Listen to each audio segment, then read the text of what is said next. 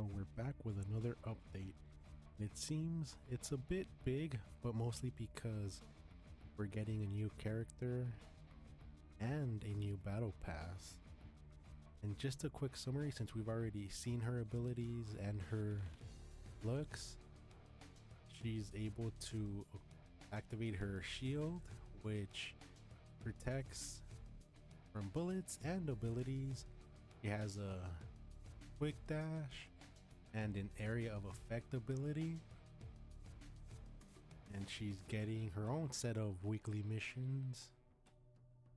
And with the battle pass, it seems, just by looking at this picture, we will be getting her at level 19 on the free tier, which is actually lower than the Micron battle pass, because Micron is able to be obtained on the free tier at level 35. So they definitely decreased it a lot more, so you get her sooner. As for the premium tier, I'm pretty sure it's the same at level 10, but I will add an edit here so that check what we get with the battle pass and how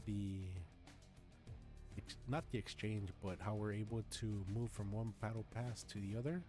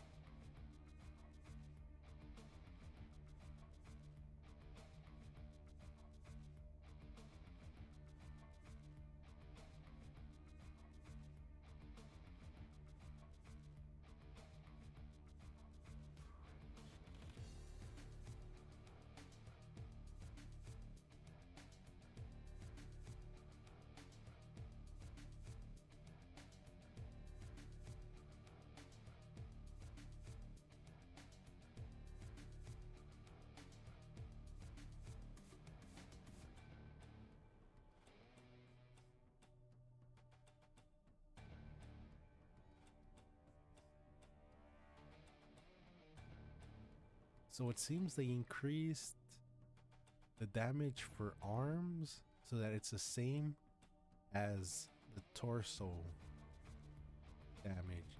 So the arms would take 60 damage, and now with the buff it's 100 damage, and the legs stay the same as well as the torso. And here we see that the headshots are calculated separately. Then we have the armor and bullet resistance adjusted by body part. So the body parts, which would be torso, arms, and legs, have been increased from 30 to 40, and the bullet resist 20% to 35%. As for medium, it's gone from 30 to 65, and the bullet resist is the same as body parts resist. As for what medium is, I'm not really sure. I think it's probably armor type, but I did ask in the Discord, and if I do get a response, I'll edit it and add it here. We also get increased base magazine size for all weapons by 2, which is kind of a bit, I want to say a bit too much, but with the weapon system and how much extra magazines we get, adding even more is a bit, I wouldn't say crazy, but it's getting close to there, because it just means that firefights are gonna last longer, and it's probably gonna be maybe a bit more prevalent. But I suppose that depends on the player, because I know people enjoy getting into close combat with the abilities, because they're pretty awesome. And here's a director's comment. Previously, two-handed shooters often did less damage when aiming at the upper body due to arm hitboxes, while one-handed shooters had clear torso hits, which they seen as an imbalance, and they balanced it, I suppose.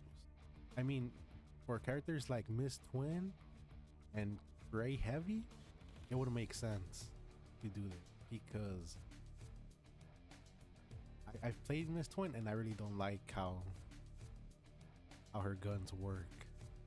But this is also, I would say, a huge buff to one-handed characters, because if your aim is not that good and you just get arm shots compared to before, you'll be kind of rewarded because you'd be doing the same damage as if you were hitting the chest.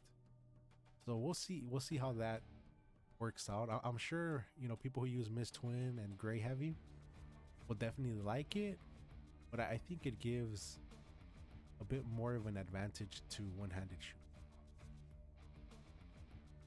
And the headshot multiplier has been reduced from 1.6 to 1.4. I mean, it seems like a small decrease, so I don't know if we'll be able to tell the difference, especially if you're someone who's able to connect headshots at a regular basis. Then we have adjustments to Coordinator R skills and her spacebar ability. They removed her damage over time, which would make sense because in previous updates they did get rid of most abilities that did have damage over time, like Hollow Point's space ability, and then a few others. I don't remember exactly, but they did. Oh right, Mr. Tan's punch ability, which I believe is his E, and that's all I could recall. And then the dot damage has been included in her base damage, which I did try this, and her spacebar ability is doing way more damage compared to before, because her space ability was really weak. Even with the damage over time, it was really weak. Miss One's Poison Kiss Q ability casting time has been reduced, so that means that she's able to do her ability even quicker, which is good. I mean, I don't think you'd be able to tell the difference. I haven't tried her out yet, like I have with Miss Coordinator R, but I don't think you'll notice the diff that much. Content adjustments and improvement. The Battle Pass XP after combat increased by approximately 50%, which is good because before we would only be getting, I think, around 180 and 200 XP, and as we know, we need 2000 XP to level up. So that's pretty good. Depending on how it is, maybe we might see another increase down the line. And we get new weekly missions, rewards, diamonds, recruit tickets, booster tickets. And okay, so that's added to the pool. I don't remember getting booster ticket. Or no, yeah, I guess only booster ticket is new, unless this is mostly talking about Sim, and she's getting her own weekly missions now. Weapon sorting changed to control power order. Micron ankle cutter Q ability, visual effect overly bright adjusted. That's good, although I think Micron still has a few bugs to her ability. I don't really play her, but I think it's her space ability, where she, is it her space ability? I'm not sure, but where she shoots, I think it's 3 arrows and it's supposed to knock back people. It seems that the bug is they don't take any damage and it doesn't knock them back. And I think I know Mr. Hollow Point also has that issue with his stun ability, and Kyra did have that problem with her kick ability, but I think it's fixed now if I remember correctly. Previous updates. Buff item tooltips now show duration.